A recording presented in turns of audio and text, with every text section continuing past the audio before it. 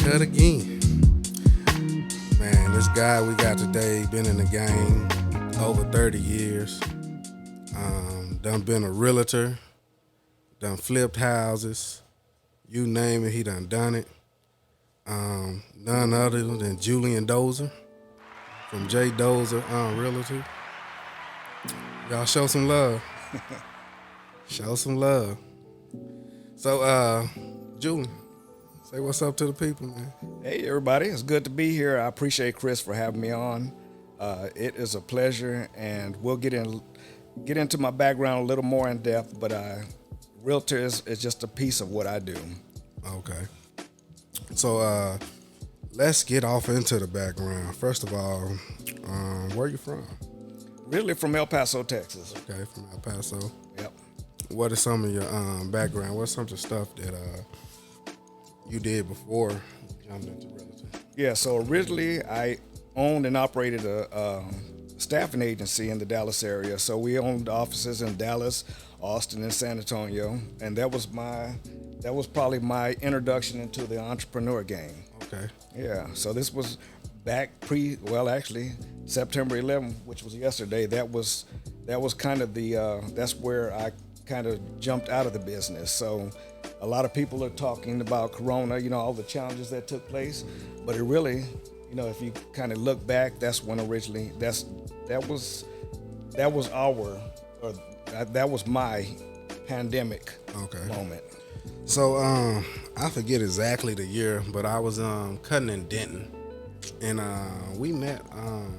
Came into the shop, man, and you pulled up in the Benz. You know what I'm saying? We like, ooh, this guy here. He like, man, I just need a cut. Yeah. And man, I was open. Yeah. And I say, man, shit, I got you. Let's do it. Yeah. And it's been a pleasure. It's been a mentorship, even during this process of me opening up a shop. I shot him the contract and everything. He looked over it for me and, tell me, it's pretty standard, you know what I'm saying, for leasing. And just been someone that I just called on, for any type of information, I always been there. And one thing I love about you is that you you don't mind giving back. And what I mean by that, you got a lot of people that they reach a certain level, and you can tell us how much you worth. We're gonna edit that out. We're gonna edit that out, you know what I'm saying?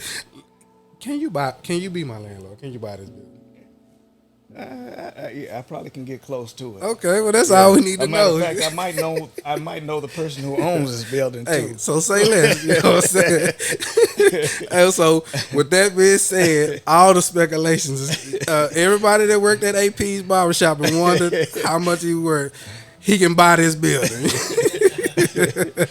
Yeah. But nah, man, but you've been so down to earth. You've been so cool, man, laid back. I mean, when you come into the shop, it's not an aura that I'm this guy. You come into the shop and you talk about business, you talk about real estate, and you talk about things. It's not with the mindset or the attitude that you were showing off, but your whole vibe was that I want you young fellas to get into it. I want you young guys to get into it.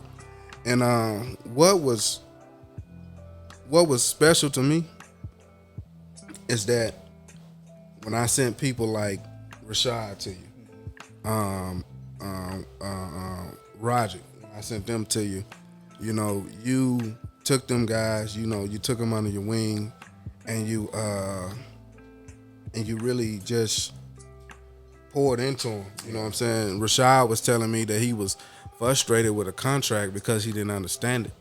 And you sat down with him and you walked him through the contract and helped him understand what he was getting himself into, and not only that, man, he's doing his own flips now. He's doing his own thing now, man, and it's just beautiful. Because one thing that I love about the industry is I love connecting people. You know what I'm saying? I'm a barber, so I meet a lot of people, so I love connecting people together, man. And like I say, I'm just of the mindset, man, if we can all help each other, you know what I'm saying, then we'll be a whole lot further than where we is. And I want to thank you for that, man. Thank you, because it means something. Yeah. When you can say, call this guy, and I can hit you, hey, somebody call you, and and you pick up the phone, you're a busy guy, man.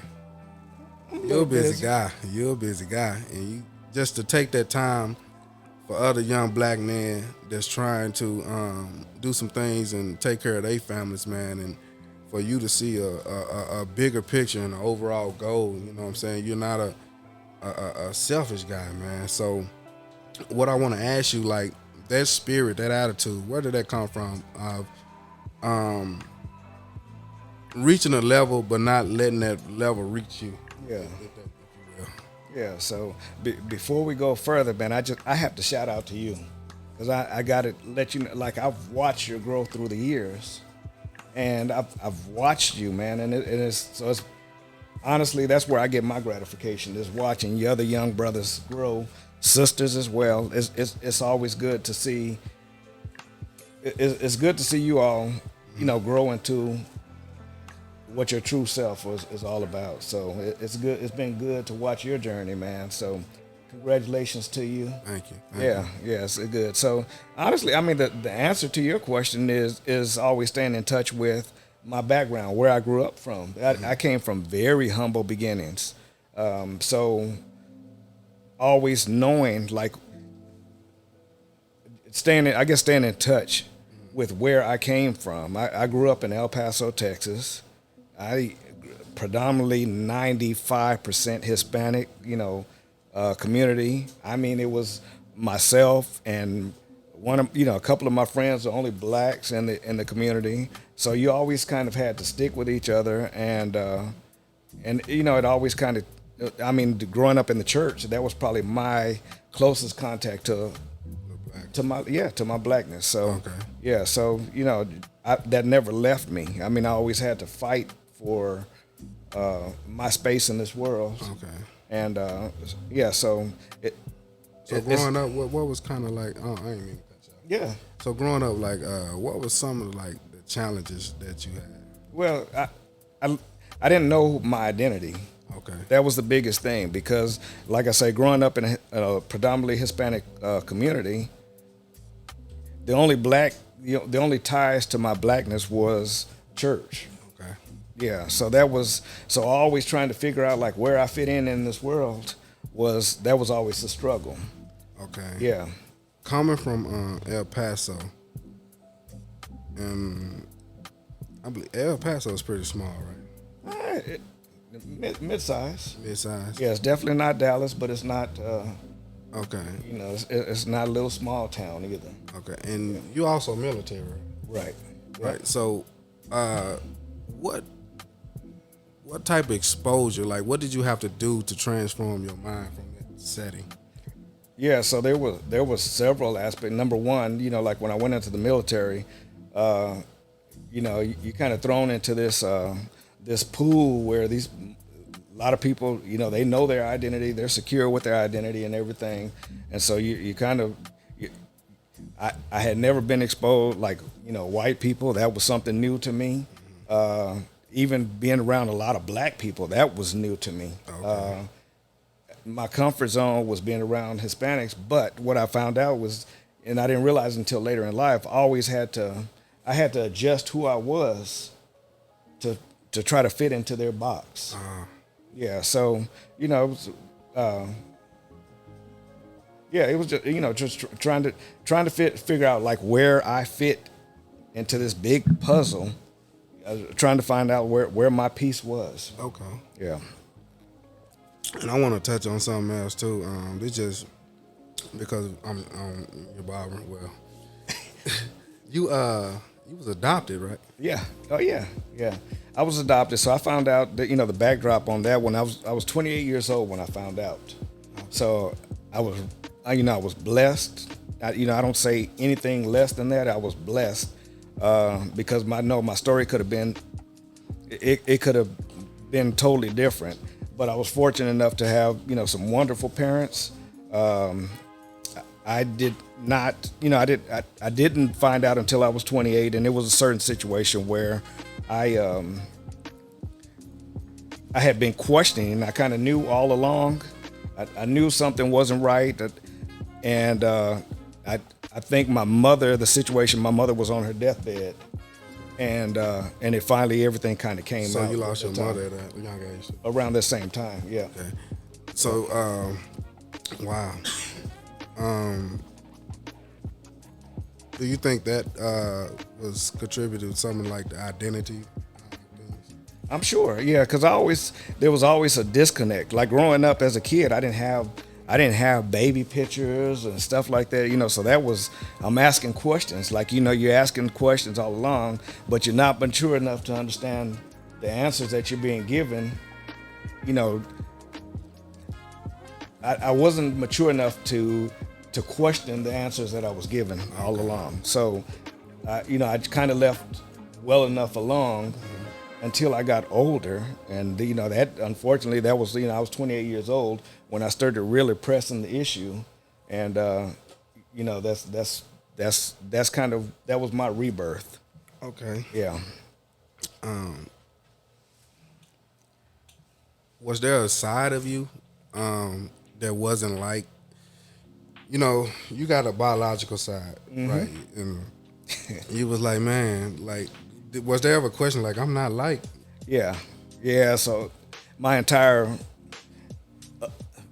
from age, I guess 0 to 28, that was always the case because I've got that risque side. I'm kind of, you see the suit and tie, but yeah, because I remember. Let me stop this for a second. I remember you coming to the shop one day and you like, yeah, man, this white boy ran me off the road. We were running, man. We pulled over and you got out your car. Yeah, y'all ready to. Yeah, he pulled a gun on me too. Yeah, but I've got the other side. So people, they try to size me up based on my exterior appearance, but the reality is like so once I was 28, so you have to think this is before the internet. You didn't have Google and all that. So at that time I had my staffing agency and I had this sophisticated software where you could pull up people's addresses and everything like that. But you had to load like disk. It was 100 discs and you had to load disc by disc.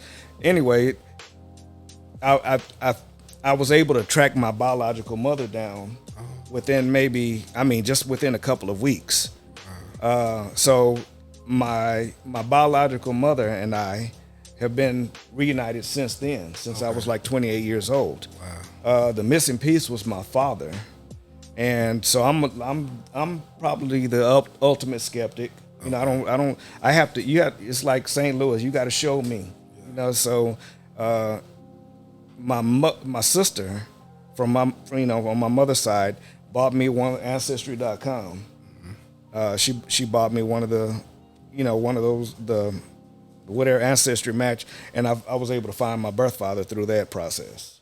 And so once I met my father, I was able to figure out like where that fireside came from as well. My mother has it too, but I was able to connect all the dots, and then I was finally able to be. What was that feeling like finally meeting him? Man, yeah, it was a long process that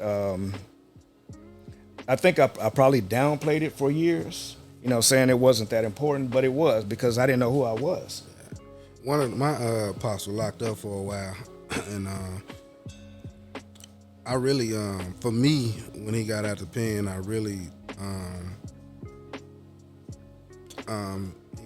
he went to my grandmother, but something in me, like, man, just let him live with you for a while, and he did, and you do kind of learn a lot about yourself, because he got locked up when I was like 4 or 5 years old, so, and then I was 19, 20 at the time when he got out, you know what I'm saying, so.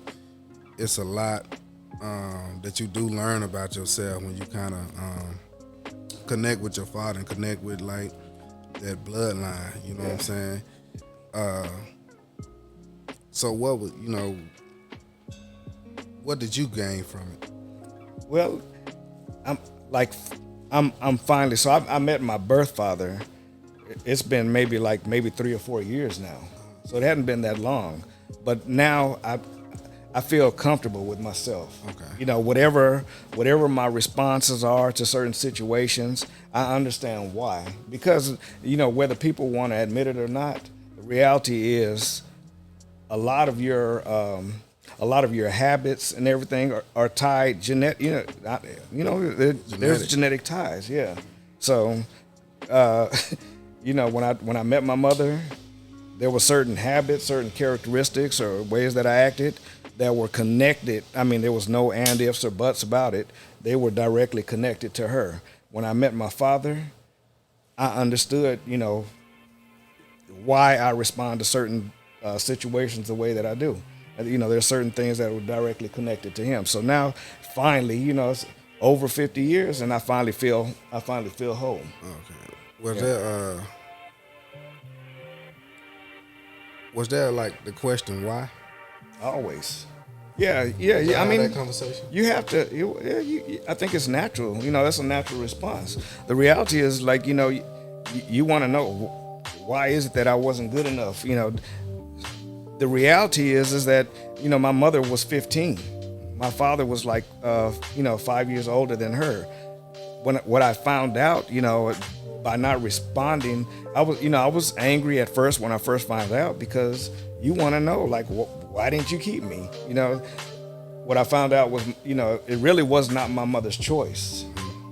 You know, this was something that was, I know, you know, my grandparents, they had, you know, there were quite a few kids, and more than likely they probably just couldn't handle another kid. You know, it took, you go through all the, you know, anger, sadness, you go through all the different emotions.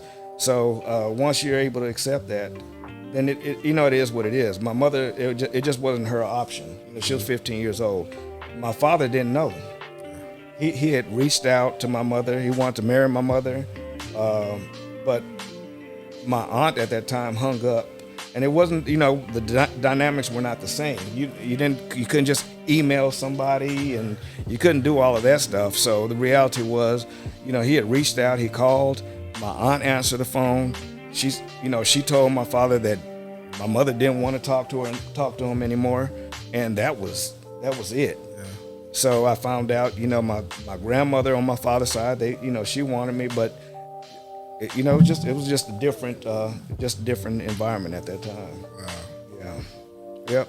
So the good thing is, like, I have brothers and sisters on both sides. They've been raised knowing that they had a brother. Wow. Yeah.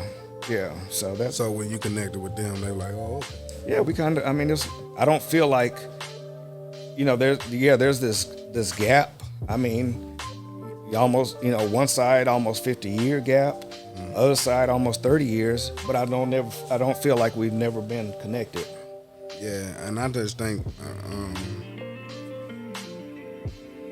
and it's just to anybody that got like any parental issues or any issues with your mom, your dad, you know what I'm saying, especially if you connected with them. Yeah. If it's worth it, you know what I'm saying, like, get that closure, because I asked my mom some questions, and you know, people are, you know, I just believe people, you know, with their upbringing, with their understanding, with their knowledge, you know, I think they do the best they can, you know what I'm saying?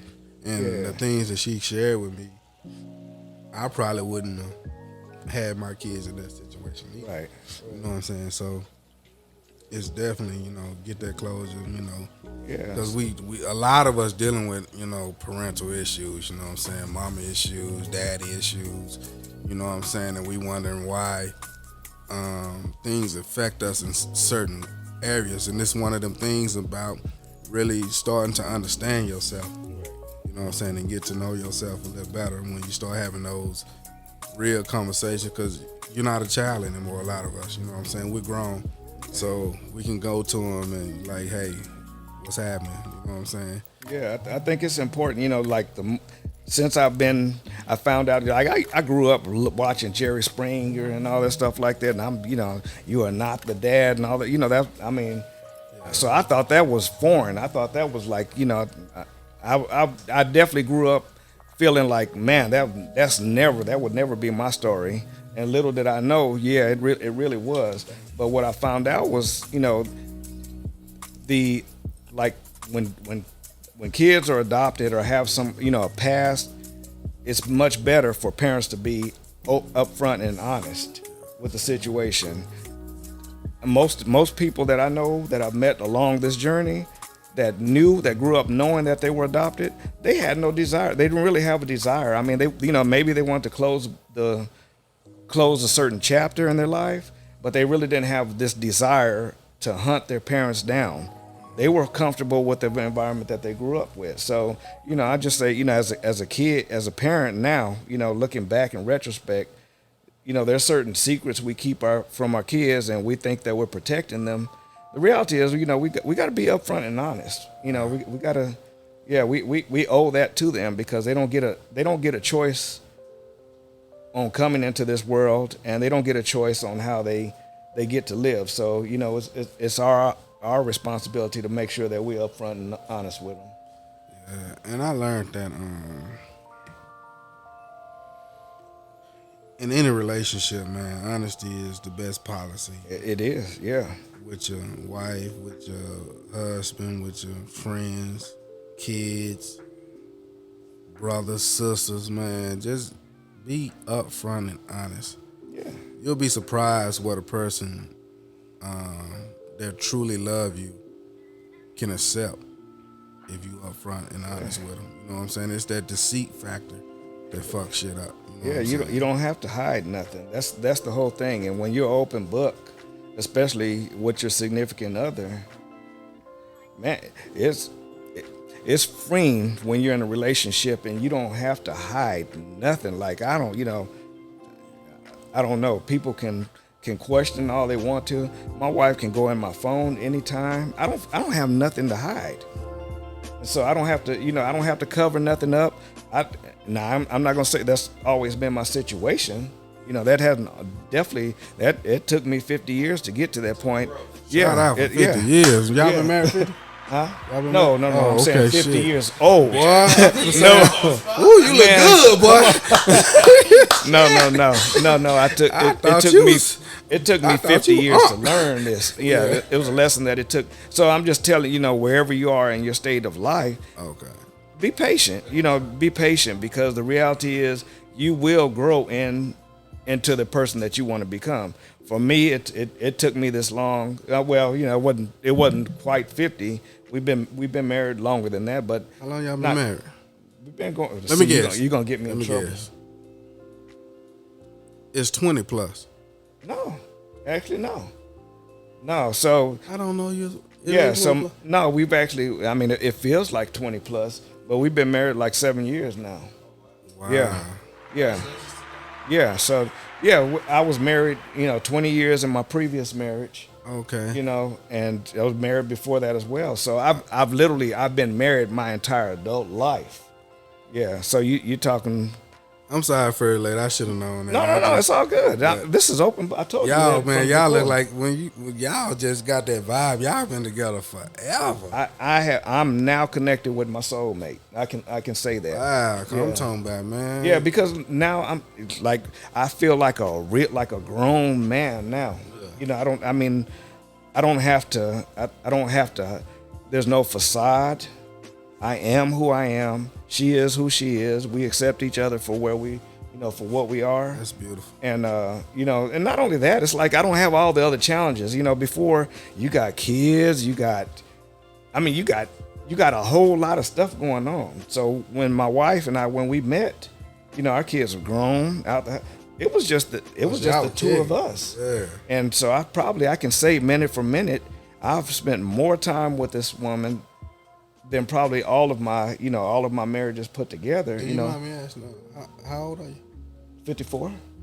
So y'all met around?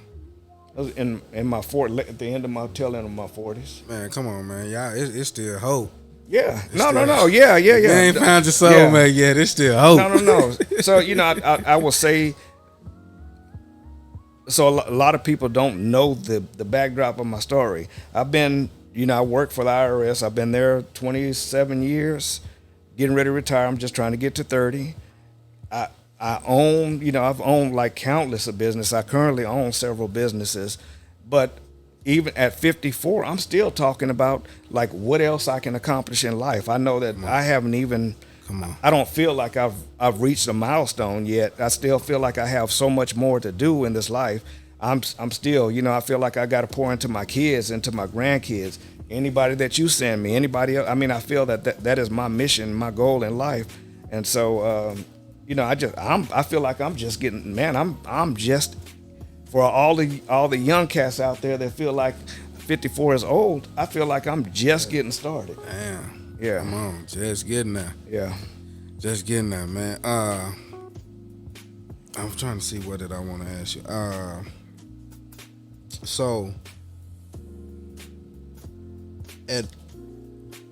So tying identity, you kept saying identity, and I think a lot of us, you know what I'm saying, when we have identity crisis, we kind of dibble dab in a lot of things. We hang with this crowd for a minute, we hang with that crowd for a minute. We just kind of trying to find ourselves, right. You know what I'm saying? Someone that's wrestling with identity, what was one of the first steps that,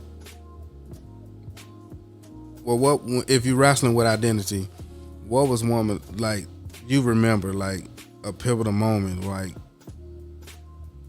this is who I am. You know what I'm saying? And you begin to really, because one thing, when you start to look at yourself and look into your identity, you have to accept a lot of things. Yeah.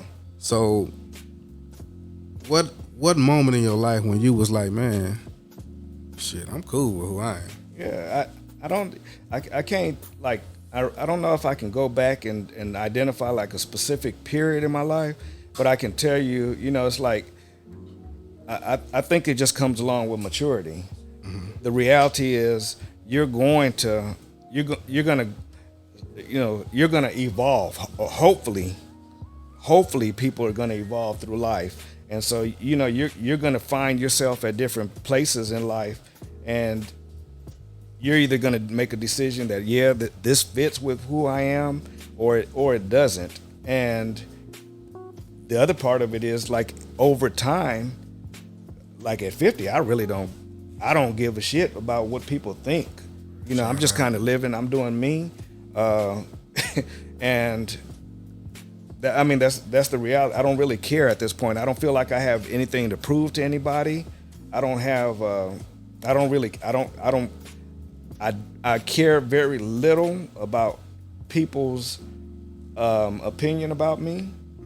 I am who I am, and either accept it for what it is or not. Did you search for identity, or it just kind of evolved over time? I think that's a lifelong. I mean, I'm still discovering myself. I'm 54 years old. Because a lot of people try to search for it. So you just say just. So for the longest, I'm trying to figure out, like, spiritually, I'm trying to figure out, like, what is it that I was always, I've always asked the question, what is God's purpose for me on this earth? The reality is, I think it's real simple. I think I was overthinking it for years, and the reality is just, my spiritual gift is being, to influence, motivate other people, and help them find what their position is in this world. Simple. And be comfortable with that. Simple. Yeah. It wasn't, I'm thinking, oh man, I'm supposed to be this, this expository or whatever. I felt like I was supposed to be in front of these big crowds, speaking these motivational speaking these motivational speeches, trying to get crowds fired up and all that. No, that's not my gift. The reality, like I'm out of, that I'm like a fish out of water right now. This is, but the reality is I can touch one individual at a time, and I enjoy doing that. My kids, well, not all of them, but I do have my son. They'll tell you that I'm a teacher by nature, not classroom. But I don't mind. I enjoy taking individuals one by one and showing them that there's you can tweak this in your life, and I mean, you can change the dynamic, the whole trajectory of what your family dynamics were. Wow. So, man, I just had to think on that for a second. A lot of people like, why you pause, man? Because I just got to think, man. Damn, let me process this shit. Yeah, This is heavy, man. Yeah, I literally, I think every person that I come in contact with, I try to pour into every individual that I come in contact with. So it might be something simple. We might have a phone conversation. You picked up, and I'm gonna try to leave. By the time we end the conversation, I'm gonna try to leave you with a little nugget. Something that'll help improve your life. Yeah. And that's I just do it one conversation at a time. Yeah. So just live, just be inspiring. Yeah. Yeah. And that's my gift. We're trying to be something in Pacific, but just live. Y'all stop trying to figure it out. Stop trying to overcomplicate the process. Keep it real simple, and whatever it is that you're good at, pursue that. Whatever, honestly, the easiest way to know if you can do it without being paid, that's when you know it's a gift. It's real simple. Yeah, get them hand claps. Yeah. And them hand claps is the truth, man. I'm sorry. I don't think I'm gonna ever get used to having them hand claps on command. Shout out to Smallz Exclusive Art Studio. You know what I'm saying? Yeah. Hold on, I got to shout out to AllOva Media. You know what I'm saying? Yeah. Let me get a joke. Is pig pussy pork? I'm sorry. Okay, man. I think, man, this one of them interviews, man, is just really touching, man, because I'm sitting here and I'm trying to, but I'm soaking stuff in. Yeah. At the same time, man, because to me, you should have seen me, man. I was in here. I told my old lady, I said, I gotta get down there. I gotta wipe shit up. I gotta make sure, the OG coming shit. No. You know what I'm saying? But nah, man, it's just an honor, man. Like, we really appreciate this because it's not a lot of cats that'll do this for us, man. Yeah, but you know what I'm saying? Because what you're doing, you're coming into an environment, you're accepting what we got going on. Yeah. You know what I'm saying? You're not judging us. You know what I'm saying? You're just feeding us. Yeah, you know what I'm saying? It's never been that situation. That's like, I'm always in touch with where I came from. So I wasn't raised around money. When I grew up, I thought I was rich. My mother was an educator. My father worked for the housing authority. Man, I thought I was so rich. I thought we were just bleeding money. But the reality was, y'all paying bills. Yeah. It was real humble, and I didn't know. My parents never, I was never raised to look down on people. I was raised to think everybody was on equal playing field. It wasn't until I got older and I started seeing that, that's not the reality. But I've always maintained, my upbringing is, I've always looked at people the same. It didn't matter if you were at the top tier, and I know, I've got friends that's, I aspire to be at the level that they're at, and I've got other people that are still striving. But it doesn't really matter. We can all be in the same room, and we can break bread together. We can have a drink together. It doesn't really matter. Yeah. Man, shout out. I got to get to some of these questions because people want to know. Go ahead, man. They want to talk about real estate. I've been pushing real estate. But this done turned into so much more. But let me say this too. You also say that, you work for the government. You got several businesses. Like, what drives that tenacity? So the reality was I don't believe in leaving anything on the table. So like we talked about earlier, I was military. I had quite a few years invested in the military, and after September 11th, my business, I started struggling then because people don't realize, but September 11 caused a lot of businesses to make decisions. You had to make decisions on where you want to go the next day. It was either, you're going to starve or you were going to survive. Pre-September 11th, I didn't have an education, not college education. What I had had hustle. I had a master's degree in hustle. There was nobody that could tell me that I was not going to be successful. And a matter of fact, if you told me that I was going to be unsuccessful, that I couldn't make it, I'm more than likely, I'm so, I'm more than likely, I'm going to make that happen. That's my personality. I'm stubborn when it comes to when you tell me that I can do and or not do certain things. So, I think, me being successful before September 11th was just a matter of proving everybody wrong, everybody that doubted me. Yeah. But what I realized was I didn't have the education. If I had the education, there were certain things that I probably could have prevented, I could have put in place that, that overrode the hustle, and it could have complemented each other. So September, after that happened, and I had to sell a lot of my business off, I went back to school. And then I realized, I was like, well, I've got all these military years. I'm gonna go back. I'm gonna capitalize on that time, and so I went back and worked. You could go for free, right? Well, yeah. So I had Uncle Sam paid for my education. I went to school for free. So I graduated college with no debt whatsoever. Real quickly. Yeah. Real quickly. For someone who's thinking about military, what would you say? Well, and so that path is different for everybody. For me, it wasn't a matter of trying. Let me say for a black man, young black man going into the military, even having a thought. What would you say? Yeah. So the thing is, I can speak personally, and I've had, on my stepson that went in military, and he's still in right now. He's going to retire pretty soon. For me personally, it changed my life. It was the best decision for me at that time, at that stage of my life.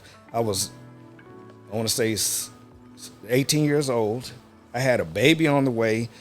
Growing up in El Paso, I remember I went down to a McDonald's to apply for a job, and they were asking me if I could speak Spanish. Even though I could, I was fluent in Spanish, I just refused to believe that, I live in the United States of America, why should I have to speak Spanish to work at McDonald's? That right there, I went down to the military recruiting station. I told them to sign me, whatever. I didn't care what kind of job it was. All I knew was that I could not afford to bring a baby into this world working at McDonald's. So I joined. I told them, I said, give me whatever job you have. I just want to go. I don't want to have anything to think about. I think within a couple of weeks, I was gone. I didn't have time to think about it. I was 18 years old. It wasn't like it was this, this comprehensive thought. I was trying to make the best decision for myself at that point of life. So, that being said, you fast forward now, and if I had to talk to a young man, at that time, so when I was in military, it was only, if you saw one combat tour, that was probably a lot. That was kind of the norm. But now these kids, they go 4, 5. It's way too much. So I would never, this day, I would never encourage any of my kids to go in. What I say, if you don't have the maturity, then it might be a good, it might be a good fit. It might be worth pursuing, just so you can have some time to grow up.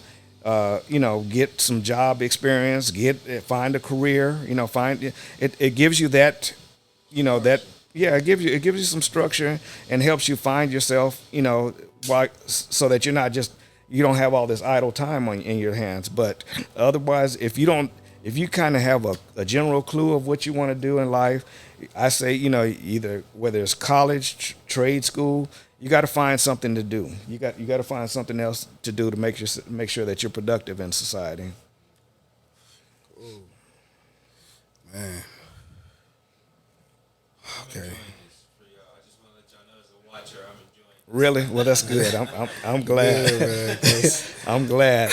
I'm trying to really get into some of these questions. Yeah, man. I mean, hit me up because and so the real like me, above anything, above businessman, above anything else that I pride myself on being a father. Now my kids they'll argue that, but I I can say like since 8th grade, I knew I was going to be I wanted to be a father. So that's that's the only, but so my wife is the same. She is a nurturer. She's a mother. So we're adopting kids and we're trying to pour into like I'm you all's generation. I'm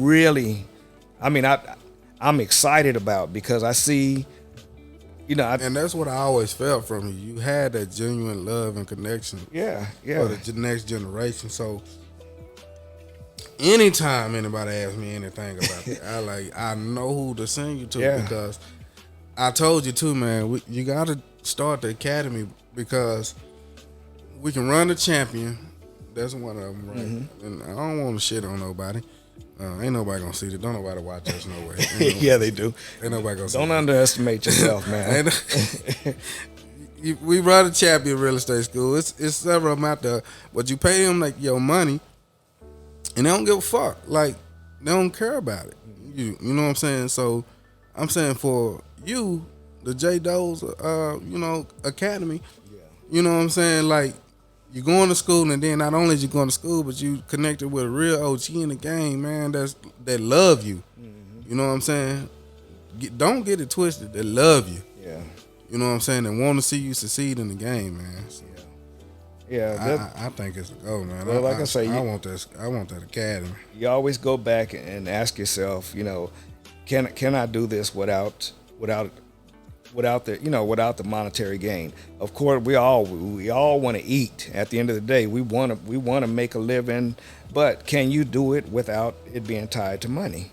Mm-hmm. And if you can answer a yes to that question, whatever that is, then you know that it's a passion. And I encourage any one of you all out there, pursue it. Pursue it as hard as you can. Yeah. Okay. Whew. You gonna be all right now? I'm be all right. Cause you heavy, man. I feel this in my soul. So, first question, real estate. How do you actually get started? How do you get started? So, that the question is broad, simply because real estate encompasses. It's not one thing. So, if you're talking about like a real estate agent, then obviously you have to get licensed. So the first thing to do, you have to go get your license, and then you align yourself with a specific brokerage. There's 1,000 of them out there. If you have questions, feel free. You can put my email address in the chat or whatever. What's your email address? It's Julian at Dozier, Dozier group.com. So you can feel free to hit me up with that. But the big thing, if you're deciding to be like a real estate agent, you have to get licensed first and foremost. So that in Texas, there's 2 pieces to it. You have national, and then you have the state license portions of the exam that you have to pass. Once you do that, then you have to set yourself up under a broker until you have enough experience to become like independent, and then and once you've done enough time and you can become an independent agent, then you don't have to be assigned a broker. You can become your own brokerage and run things however you want to, as long as they align under the laws and authorities of the state of Texas. The other aspect of it, which we also do, is under USA Cash Homes, real estate investing. Now, for that part of the business, you don't have to be licensed. I mean, anybody can jump into real estate investing. And you don't. It's not regulated by the state, so that's a whole nother aspect of it. But essentially, what that is the simple concept is you buy houses dirt cheap, fix them up. You can have the option. You don't have to fix them up. You can wholesale them. They have wholesaling, which you can just sell it to another investor. But the whole problem, you want to get it under contract, dirt cheap, and then you sell it to somebody else. You don't even have to sometimes you don't have to put money into it. Yeah. Here was a question, and what I did, man, I told people, I like, man, what questions do you have about real estate? Because got a guy coming on, and I just had them to type notes in my phone. So, do you have to have money and credit? So no and no. So so what I will say is credit is always going to help you. It's going to help you to elevate a little bit quicker, but you don't have to have money. So like I said before, that's part of real estate investing. If you're going to do real estate, if you're trying to be an agent, obviously there's fees that are involved. You have license. There's fees for a license, fees to go to school, license. There's fees to be under the broker. You have national fees like that.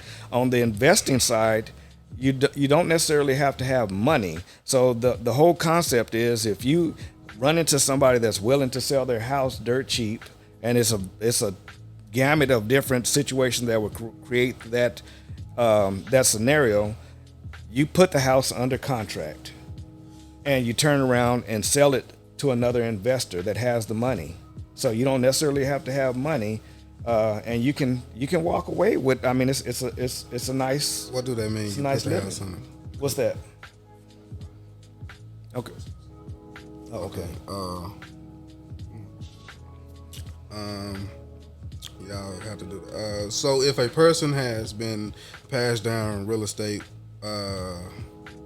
what do you recommend they do with it?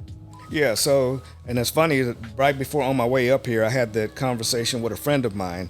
He inherited his mother's house, and he was trying to figure out, like, do I keep it? And use it as rental property, or should I turn around and sell it?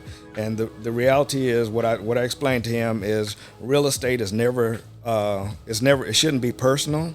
It has to be transactional. So because you can make it personal. That's what caused me to get into the real estate game. My father, I inherited a house from my father. I knew how he cared about his house. If I rented it out and I had a tenant in there that tore the house up, it was going to be an issue. And so what I did, I ended up selling the house, but I fixed it up before doing that. And I put too much into the house. Usually the way that you rehab it is dictated based on the market that you're in. I put too much money in the house, ended up sitting on the market for over a year. So it's never personal. It always has to be transactional. Okay. Next question. What mistakes are most common that black people make when choosing a home to purchase? To purchase? Can y'all hear me? Because sometimes I talk low. Can you? Just when you ask them, just kind of. Okay. Yeah. So I guess the biggest thing is what I would say, and it's not just us, it's everybody, is don't go house broke. And what I mean by that is don't buy more house just because the mortgage company says you qualify for X amount of dollars. You want to still maintain a certain lifestyle. If you like to travel or whatever else, you want to be able to. You have to have a house. So I'm going to say everybody should own. If you have the ability, or if that opportunity is presented, everybody needs to own something, but don't make it a situation, don't create an environment where, like, that ownership, that home, like, literally, it is everything. I mean, everything, every decision that you make is based on that home. So, get what you can afford that's comfortable. Obviously, you want to get the best deal that you can qualify for at that time, but don't exhaust all of your income. You don't want your whole income to go into that home. You want to be able to maintain your lifestyle comfortably. You want to be able to you want to have a nice house that's gonna grow in value, and that's I think that's it's not just black people. It's everybody. Okay. Yeah. How can people shopping for good APR rates without hurting their credit score? How can people shop for good APR rates without hurting their credit score? Okay, so that brings, see, that's my other business. We own this Credit Score Envy. We own credit repair, restoration. So, okay, so the reality is, are we out? No, I was hitting the applause. Oh, okay, so yeah, so we own Credit Score Own Envy. businesses out here, y'all. Yeah, but the reality is what people have to know. So first and foremost, you need to know what your credit, where it stands before you start applying for loans and everything else. You can go on myfico.com. That is probably the most accurate, and it gives you the different lines. Like if you're applying for a car, house, or whatever, it tells you where your credit score is. So I'm just saying it's cheaper to go ahead and go to MyFICO, get a subscription, find out where your credit stands, and then you can know what adjustments you need to make at that point. If you have a 500 credit score on MyFICO, if you've gone on there, you're not getting a house. That's the reality. So it doesn't really, it serves you no purpose to try to reach out to a mortgage or apply for a mortgage. Now, if you're in that 620 range, okay, you're in there. So at that point, it becomes trying to find out like what the best AP, that will go back to the question, what is the best APR? What I can tell you is mortgage companies differ. They're not one and the same. It's not a one-trick pony. You have to shop multiple mortgage companies to try to find out what the number one incentives they're offering and what the best APR is. Oh. So that's issue on that. So okay, how much modification can a realtor do before choosing a home? Waiving appraisals, etc. Well, okay, so it really, that is going to be dependent, and if I'm understanding correctly, you can read it. Yeah, I think I read it before. I wasn't 100% clear, but if I understand it correctly, I think what they were trying to ask was, can you make modifications before you get a loan, or is it something? I wasn't 100% clear. What I can say is, I think this on like if you're a realtor, how much modification can a realtor do before choosing on a home? Well, and the realtor don't do anything. So again, like it depends on what. Realty, again, is loaded. You've got the investing portion of it, and you have the agent side. As the agent, I have, a fiduciary responsibility to whoever the buyer is or the seller, and I can't make any modifications as an agent.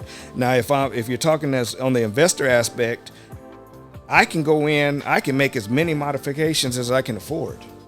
I can go overboard, but typically the rule of thumb is you look at the neighborhood that you're investing in and allow the neighborhood to dictate how much work you're going to do on the property. Okay. On the flip side, if you're like a buyer, you have to. It depends on what kind of loan you have. So some lenders will only loan. They have certain criteria. So if a house is in certain condition, you might not be able to get a loan for that house. So the best thing, I guess the best recommendation I can say is talk to a mortgage agent, and they'll lead you down the right path. Okay, and I believe this is another realtor question too. Mm-hmm. How long does it take for you to receive the commission off a home? So the commission is usually paid out at the time of closing. So usually, it really depends. I can tell you before pandemic, we were getting loans closed for anywhere 15 to 20 days. Mm-hmm. It's slowed down now. And a lot of that is really, again, it goes back to mortgage companies. They're not all one and the same. So if you are working with a mortgage company that can turn those loans real quick, you can get them done within 30 days. Then you get paid in 30 days. At the time, whenever the closing happens, that's when you get paid your commission. Okay, this is a realtor question for you. Personally, I think, how long have you been a realtor, and did you have to work under a agency when you first started? So as an agent, I've been in, this is like my 12th year. Mm-hmm. And so, yes, you have to work. You have to go in as an agent under a broker once you first get licensed. The only reason that I got licensed was because, like I told you earlier, I inherited my father's house, and I paid an agent. I didn't realize how much money it was going to cost me to sell the house. I found my own buyer, but I still had to pay the agent. And I was like, that'll never happen again. I went and got my license, and that's where we are now. Okay. When did you decide to branch out on your own, and how was that experience for you? Yeah, so I think, I've been, like, the USA Cash Homes has been in existence since 2012. That is the real estate investing side of the house that we have. J. Dozier Group, I do, the majority of my business is investing. I do the real estate mainstream transactions, working with buyers, sellers, commercial items like that. I've been doing that since, I want to say, like, maybe close to 10 years now. So, but just that, that I guess that was the answer to the question, right? Yeah, Okay. How was the experience for you? Yeah, the experience is, it's been great. I get joy out of both ends. So I find that on the investing side, I get to exercise much more creativity. As an agent, it is, this is the law. You have to follow the law. There's strict guidelines. Not so much with the investor side. The investor side, I can be as creative as I want to be because it's not regulated by the state. Okay. Yeah. All right. What information you wish you was told at the beginning that you can share with anyone that want to become a realtor or in the process of becoming a realtor? What information that you wish you was told in the beginning? So in the realtor process. Yeah, so again, you got mainstream real estate as an agent, and what information I wish I was told was, don't try to learn everything overnight, because you're not going to. You just need to learn the information good enough to pass the test, and you'll learn as you go. You cannot be an expert in this industry, because it's forever evolving. The laws change all the time. The people change, so you kind of have to adapt. You have to adapt to the situation that's presented to you at the time. As far as the investing, the most important thing is what I say is allow whatever area that you purchase in, allow that to be the barometer of how much money you're going to put into that house. Okay, this was Rashad. That's my mom. Huh? That's my man. What's going on? This was Rashad. I hear Rashad and ask Rashad, I need some questions. So Rashad, and I'm thinking this on the investment end. He say, what do I need to get started?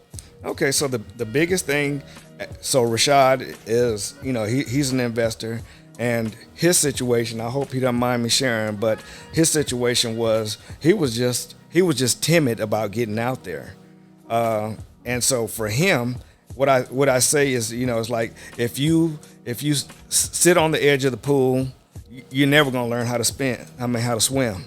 You got to jump in the water before you can experience anything, or before you can know what you can do or what you need to work on. So for him, it was I just had to encourage him to get off the edge. And, once he did, obviously, there's no looking back. I don't know what flip he's on right now. Rashad went from wearing J's to boots. I'm talking about cowboy boots. Like, damn, Rashad, you go put the J's on. So the thing is like, don't underestimate yourself. You have to be your biggest advocate. A lot of times people can get in your ear, try to tell you what you can, what you can't do, but you got to be your biggest advocate. You got to be your own cheerleader sometime, and you just got to get out there, put yourself out there. How much capital should I have? You don't have to have zero. If you're talking about real estate investing, you don't have to have any capital. Like I said, there's tiers. that where you can progress on the real estate investing side. The very beginning of it all is wholesaling. Again, like I was saying, wholesaling, you find a house, you put it under contract, and you sell it to somebody who has the money. So you don't necessarily have to have money to put it under contract. You need to afford, have some ink in your printer and be able to print a contract out, but that's about it. Okay, what it is? How can real estate benefit your family? Well, I can. No. Damn, I got to go for that. Oh shit. What mistake did you make when you first started in real estate? Yeah, and so I've said before. Two. Yeah, I've said before. The biggest mistake that I made was overspending on a renovation. I spent too much money than what the neighborhood dictated. Okay, how can real estate benefit your family?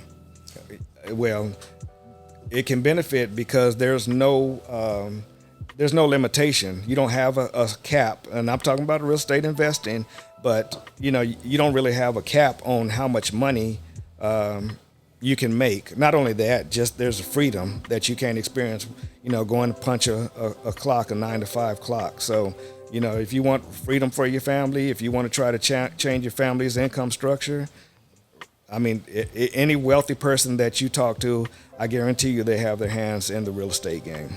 Okay, what is JV? What is JV?